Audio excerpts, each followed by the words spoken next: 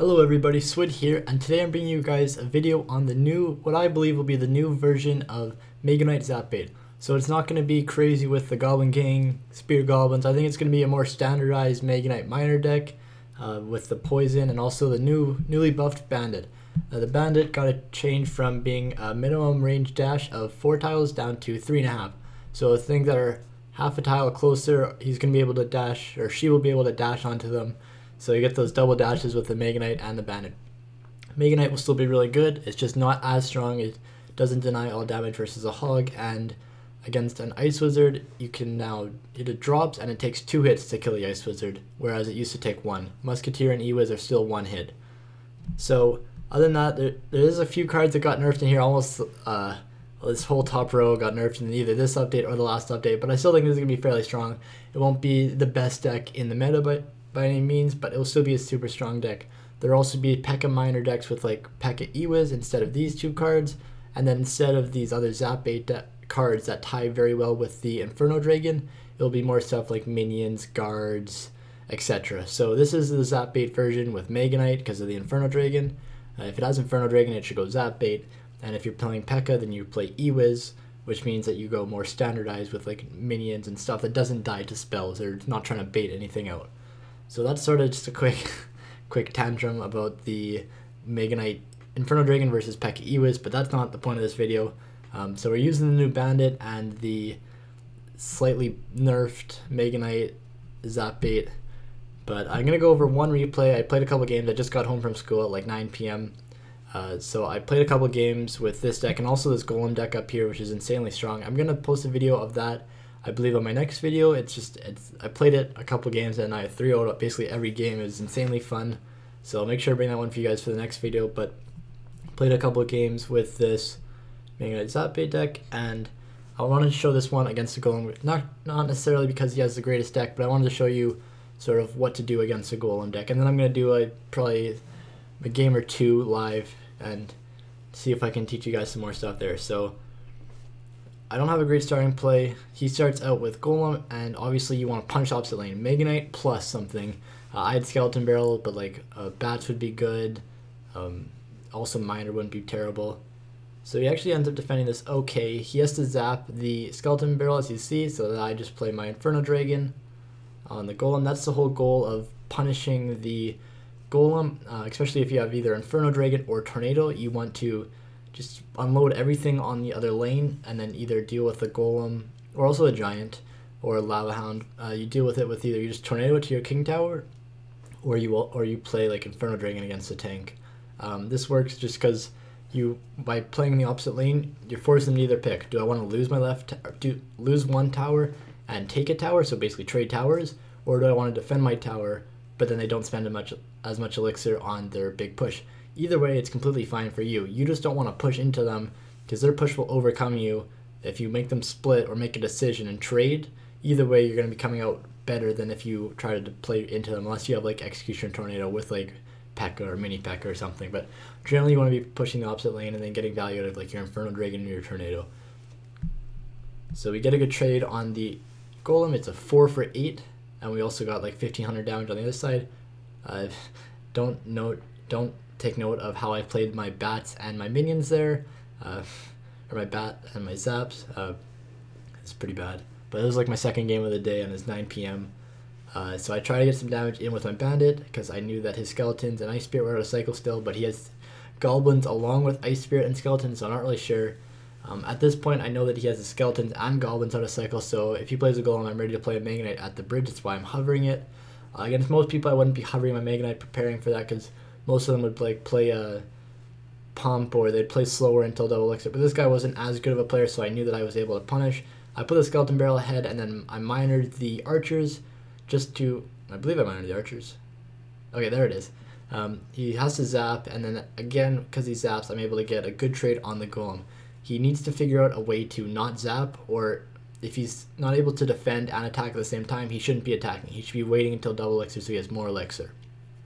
So you can see here, I clean up the Golem easily. My tower's still alive. It's going to end up with about 500 HP, so that's fine. He's still going to have to commit more than just a lightning to that side. So here I just drop a Bandit, clean up the Archers, and just apply a bit of pressure, try to keep the Inferno Dragon alive with the Skeleton Barrel. The Skeleton Barrel now only spawns 6 skeletons instead of 8, which makes it a lot less of a threat.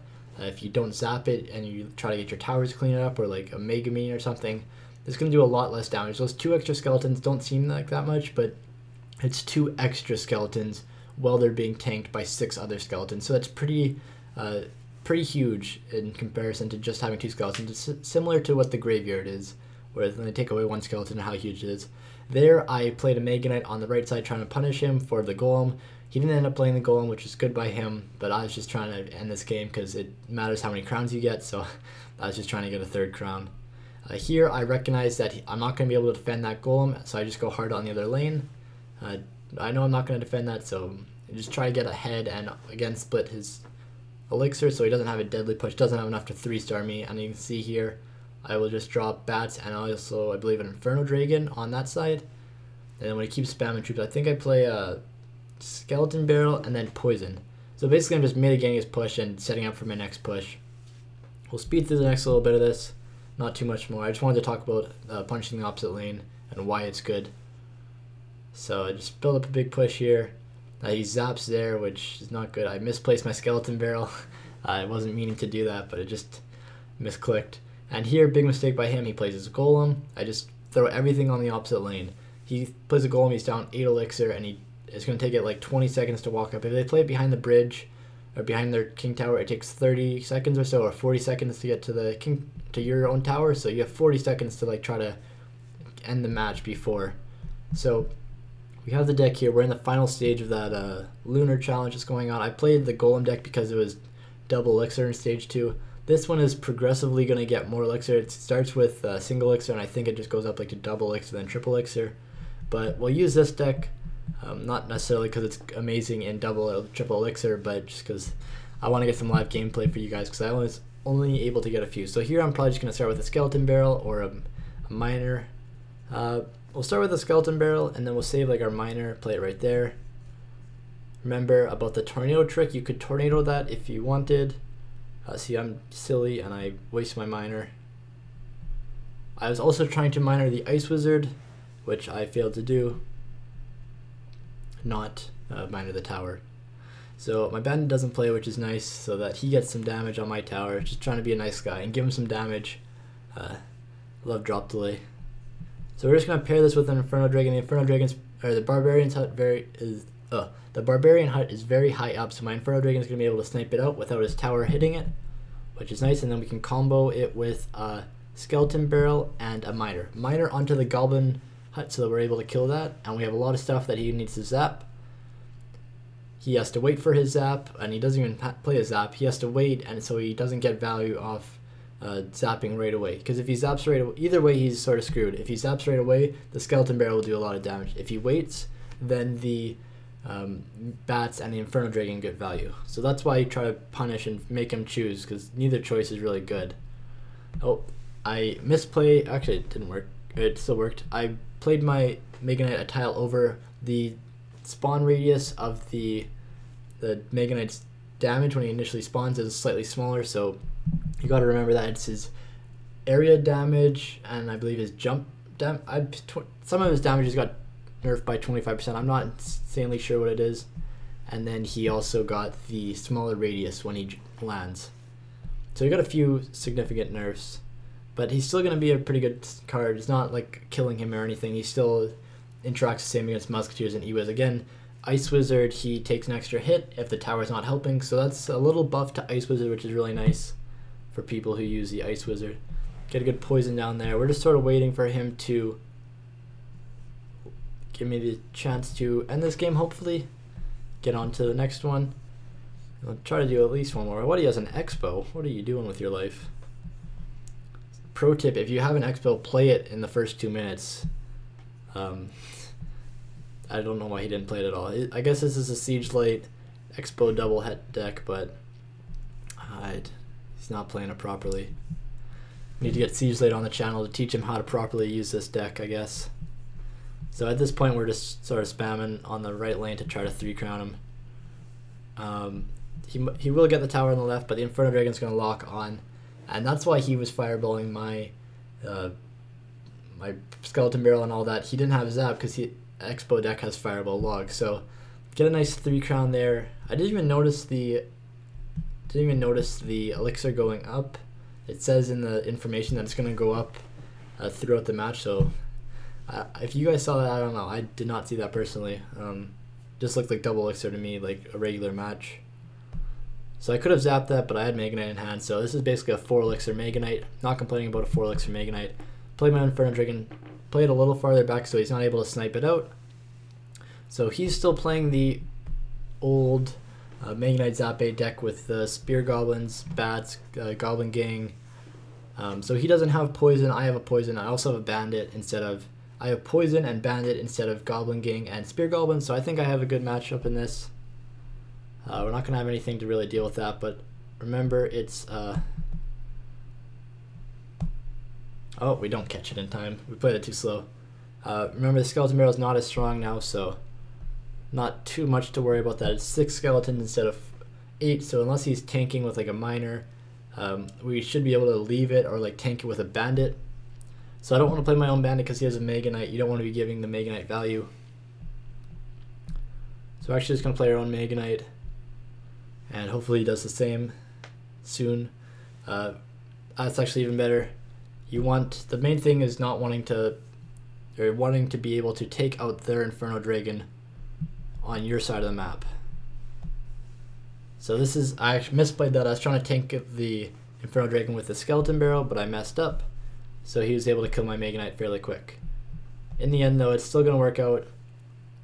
We're going to zap the Goblin Gang because we have an Inferno Dragon there to help deal with the Skeleton Barrel, kill it before it gets to the tower, so it gives the tower more time to kill it even if it doesn't have other stuff to help. My Bandit gets some good hits in. We're just going to poison this out to get some good damage, try to take this tower in this push. And the Skeleton Barrel gets a bit of chip and we take the tower. So my tower is still full. See if we can get the Bandit to dash back. It does not dash back, unfortunately. For him right now, he should Mega Knight at the bridge on the right side. It looks like he's setting up to do that because I played my Inferno Dragon, that's why. So knowing he doesn't have the poison, I'm just going to sort of stack everything up. Defensive poison to get value on the Bats and the Goblin Gang. Wow, thank you, sir. We will zap the Spear Goblins just to be a nice guy and give him good zap value. Or give him good value on his zappable troops. But we're just going to go on for a big push here. Play the Bandit to tank for the Skeleton Barrel. And now we just pressure. So when you get to this point in the game, you can sort of just spam cards in the middle, but you got to be careful about which cards you're picking. If they have a poison, obviously that's sort of why I'm spamming this matchup. He doesn't have a poison, so there's no good way for him to get good value. Mega Knight wouldn't be able to do too much because I have Inferno Dragon, Skeleton Barrel, and Bats, which are all air, so he's really would only be Mega Knighting like 1 troop. So even when I'm quote unquote spamming my cards, I'm still not making sure that he's going to get value on like a poison or a Mega Knight. So we're actually just going to do one more match, why not? I don't mind, keep going. And remember, next video will be on the Golem Double Prince, guys. If you guys want to check out now, you can, but if you do want to see some extra gameplay, I'll go ahead and do an extra game. So just start banding in the back. Mega Minion's telling me it's probably going to be an Expo deck. That's my assumption, at least. Now I think it's a Golem deck. It could have been both. I just see that more often. It's not a mini pekka. It is a mini pekka. Oh my god, what is this man's doing? So he has mini pekka, Tombstone, Night Witch, Mega Minion. This looks like a really weird Golem deck. Skeleton Barrel connects. Alright, it's not a good weird deck. If it was a good weird deck, he would have been able to defend better. And he has, what is he doing with his life? Guys, please send help. It still connects, oh my god. Swood noob. So we're gonna take that tower. We'll poison. I wasn't gonna miner though, because I don't want to miner a tower when I can save it. I'm gonna get the tower anyways. And this game is already done. And he goes ahead and plays Golem. So, like I said, guys, make sure you punish the opposite lane. You sort of just throw everything, make them defend it, and then you save your Inferno Dragon for the other lane. But I actually already have an Inferno Dragon that's gonna kill it, so I don't even need to dedicate any elixir to it at all, which is amazing. I take a free tower here. And he's going to get a bit of damage on the left side, but that's not too big of a worry. I have 2 towers already, so. We're going to Miner because it has more HP than a Bandit. And I want to survive as many hits as possible. Make sure no sirs get hits on my tower. Out the baby dragon. So he's going to golem in 3, 2, 1. And like I said, you just throw everything in the opposite lane, and then you Inferno Drake it later on. And if you're able to take him out, you don't even need to Inferno Dragon, because obviously the game will end. But if I didn't end the game there, I would just Inferno Dragon, and then because the other Night Witch is also like poison or something. But so that's how you play against Golem, guys. It's fairly strong against Golem. You're able to just punish the opposite lane fairly well. If you have enough elixir, you can do like Mega Knight Bats. If not, you can even just do like Bandit, ZAP, Bandit, and Bats or something like that. So I hope you guys enjoyed this live video. I did 1 replay and 2 or 3 or something. 3, and they were all 3 stars. So I did 3 matches, all 3 stars. Hopefully you guys like those 9 stars. If you guys think those 9 stars were worthy of a like, make sure to leave a like below, guys. Make sure to subscribe to the Swood Army and let me know how you guys like this video. We're going to be bringing you a lot of good new meta decks because of the balance changes. Let me know what other type of videos you guys want to see. Don't worry, Michael will be doing a new Becoming a Pro episode this week, and I am going to be releasing a series in the next couple of weeks, hopefully, as long as we can get the editing and everything done. So stay tuned for all that, guys. Hope you have a good day.